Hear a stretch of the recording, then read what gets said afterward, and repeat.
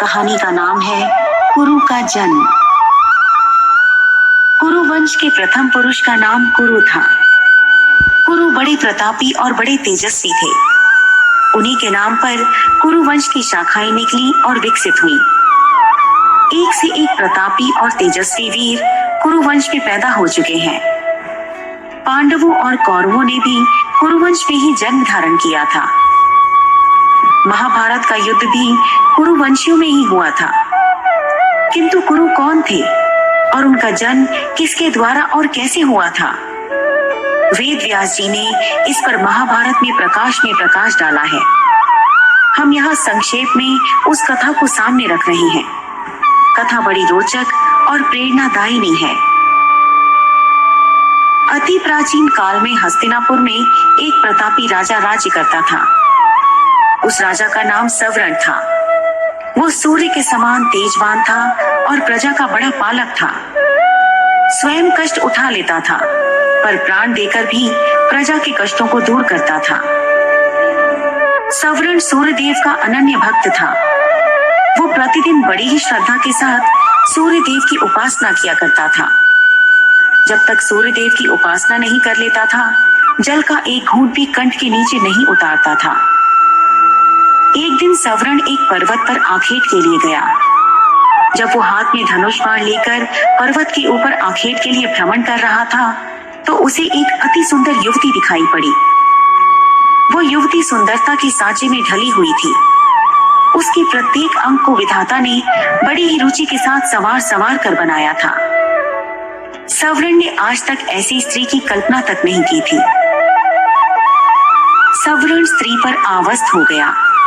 सब कुछ भूलकर अपने आप को उस पर निछावर कर दिया।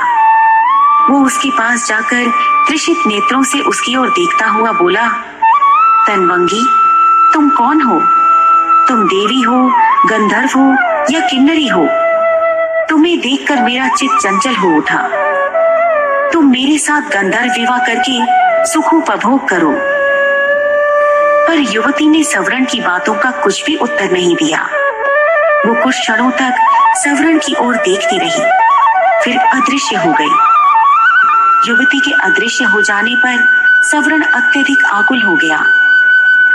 वो धनुष बाण फेंककर उन्मत्तों की भांति विलाप करने लगा। सुंदरी, तुम कहाँ चली गई? जिस प्रकार सूर्य के बिना कमल मुरझा जाता है और जिस प्रकार पानी के बिना पौधा सूख जाता है, उसी प्रकार तुम्हारे बिना मैं जीवित नहीं रह सकता। तुम्हारे सौंदर्य ने मेरे मन को चुरा लिया है। तुम प्रकट होकर मुझे बताओ कि तुम कौन हो और मैं तुम्हें किस प्रकार पा सकता हूँ। युवती पुनः प्रकट हुई। वो सवर्ण की ओर देखती हुई बोली, राजन, मैं स्वयं आप पर मुग्ध हूँ, पर मैं अपने पिता की आज्ञा के वश में हूँ। मैं सूर्य देव की छोटी पुत्री हूँ। मेरा नाम तप्ती है। जब तक मेरे पिता आज्ञा नहीं देंगे, मैं आपके साथ विवाह नहीं कर सकती। यदि आपको मुझे पाना है, तो मेरे पिता को प्रसन्न कीजिए। युवती अपने कथन को समाप्त करती हुई पुनः अदृश्य हो गई। सवर्ण पुनः उन्मत्तों की भांति विलाप करने लगा। वो आकुलित होकर पृथ्वी पर गिर पड़ा और तपती तपती की पुकार से पर्वत को ध्वनित करने लगा। सवर्ण तप्ती को पुकारते पुकारते धरती पर गिर पड़ा और बेहोश हो गया। जब उसे होश आया तो पुनः तप्ती याद आई और याद आया उसका कथन, यदि मुझे पाना चाहते हैं तो मेरे पिता सूर्यदेव को प्रसन्न कीजिए। उनकी आज्ञा के बिना मैं आपसे विवाह नहीं कर सकती। सवर्ण की रगों में विद्युत की तरंग सी दौड़ उठी। वो मन ही मन सोचता रहा, वो तप्ती को पाने के लिए सूर्य देव की आराधना करेगा। उन्हें प्रसन्न करने में सब कुछ भूल जाएगा। सवर्ण सूर्य देव की आराधना करने लगा। धीरे धीरे सालों बीत गए। सवर्ण तप करता रहा। आखिर सूर्य देव के मन में सवर्ण की परीक्षा लेने का विचार उत्पन्न हुआ। रात का समय था। चारों ओर सन्नाटा छाया हुआ था। सवर्ण आंखें बंद किए हुए ध्यान मग्न बैठा था। सहसा उसके कानों में किसी की आवाज पड़ी, सवरण, तू यहाँ तप में संलग्न है, तेरी राजधानी आग में जल रही है। सवरण फिर भी चुपचाप अपनी जगह पर बैठा रहा। उसके मन में रंज मात्र भी दुख पैदा नहीं हुआ। उसके कानों में पुनः दूसरी आवाज पड़ी, सवरण, तेरे कुटुंब के सभी लोग आग में जलकर मर गए। किंतु फिर भी वो हिमालय सा दृढ़ होकर अपनी जगह पर बैठा रहा। उसके कानों में पुनः तीसरी बार कंठ स्वर पड़ा, सवरण, तेरी प्रजा अकाल की आग में जलकर भस्म हो रही है। तेरे नाम को सुनकर लोग थू थू कर रहे हैं। फिर भी वो दृढ़ता पूर्वक तप में लगा रहा। उसकी दृढ़ता पर सूर्य देव प्रसन्न हो उठे और उन्होंने प्रकट होकर कहा, सवरण, मैं तुम्हारी दृढ़ता पर मुग्ध हूँ। बोलो, तुम्हें क्या चाहिए?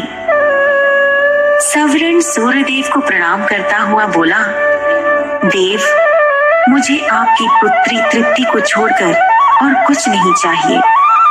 कृपा करके मुझे तप्ती को देकर मेरे जीवन को कृतार्थ कीजिए। सूर्यदेव ने प्रसन्नता की मुद्रा में उत्तर दिया, सवरण, मैं सब कुछ जानता हूँ। तप्ती भी तुमसे प्रेम करती है। तप्ती तुम्हारी है। सूर्यदेव ने अपनी पुत्री तप्ती का सवरण के साथ विधिवत विवाह कर दिया। सवरण तप्ती को लेकर उसी पर्वत पर रहने लगा और राग रंग में अपनी प्रजा को भी भूल गया। उधर सवरण के राज्य में भीषण अकाल पैदा हुआ। धरती सूख गई, कुएं, तालाब और पेड़ पौधे भी सूख गए। प्रजा भूखों मरने लगी। लोग राज्य को छोड़कर दूसरे देशों में जाने लगे। किसी देश का राजा जब राग रंग में डूब जाता है तो उसकी प्रजा का यही हाल होता है। सवरण का मंत्री बड़ा बुद्धिमान और उदार हृदय का था। वो सवरण का पता लगाने के लिए निकला। वो घूमता घूमता उसी पर्वत पर पहुंचा जिस पर सवरण तप्ती के साथ निवास करता था। सवरण के साथ तप्ती को देखकर बुद्धिमान मंत्री समझ गया कि उसका राजा स्त्री के सौंदर्य जाल में फंसा हुआ है। मंत्री ने बड़ी ही बुद्धिमानी के साथ काम किया। उसने सवरण को वासना के जाल से छुड़ाने के लिए अकाल की आग में जलते हुए मनुष्यों के चित्र बनवाए। वो उन चित्रों को लेकर सवरण के सामने उपस्थित हुआ। उसने सवरण से कहा, महाराज, मैं आपको चित्रों की एक पुस्तक भेंट करना चाहता हूँ। मंत्री ने चित्रों की वो पुस्तक सवरण की ओर बढ़ा दी। सवरण पुस्तक के पन्ने उलट पुलट कर देखने लगा। किसी पन्ने में मनुष्य पेड़ों की पत्तियां खा रहे थे। किसी पन्ने में माताएं अपने बच्चों को कुएं में फेंक रही थी। किसी पन्ने में भूखे मनुष्य जानवरों को कच्चा मांस खा रहे थे और किसी पन्ने में प्यासे मनुष्य हाथों में कीचड़ लेकर चाट रहे थे। सवरण चित्रों को देखकर गंभीरता के साथ बोला, ये किस राजा के राज्य की प्रजा का दृश्य है? मंत्री ने बहुत ही धीमे और प्रभावपूर्वक स्वर में उत्तर दिया, उस राजा का नाम सवरण है। ये सुनकर सवरण चकित हो उठा। वो विस्मय भरी दृष्टि से मंत्री की ओर देखने लगा। मंत्री पुनः अपने ढंग से बोला, मैं सच कह रहा हूँ महाराज, ये आपकी ही प्रजा का दृश्य है। प्रजा भूखों मर रही है। चारों ओर हाहाकार मचा है। राज्य में न अन्न है न पानी है। धरती की छाती फट गई है। महाराज, वृक्ष भी आपको पुकारते पुकारते सूख गए हैं। ये सुनकर सवरण का हृदय कांप उठा। वो उठकर खड़ा हो गया और बोला, मेरी प्रजा का ये हाल है और मैं यहाँ मद में पड़ा हुआ हूँ। मुझे धिक्कार है। मंत्री जी, मैं आपका कृतज्ञ हूँ। आपने मुझे जगाकर बहुत अच्छा किया। सवरण तप्ती के साथ अपनी राजधानी पहुंचा। उसके राजधानी में पहुंचते ही जोरों की वर्षा हुई। सूखी हुई पृथ्वी हरियाली से ढक गई। अकाल दूर हो गया। प्रजा सुख और शांति के साथ जीवन व्यतीत करने लगी। वो सवरण को परमात्मा और तप्ती को देवी मानकर दोनों की पूजा करने लगे। सवर्ण और तप्ती से ही कुरु का जन्म हुआ था। कुरु भी अपने माता पिता के समान ही प्रतापी और पुण्यात्मा था। युगों बीत गए हैं, किंतु आज भी घर घर में कुरु का नाम गूंज रहा है।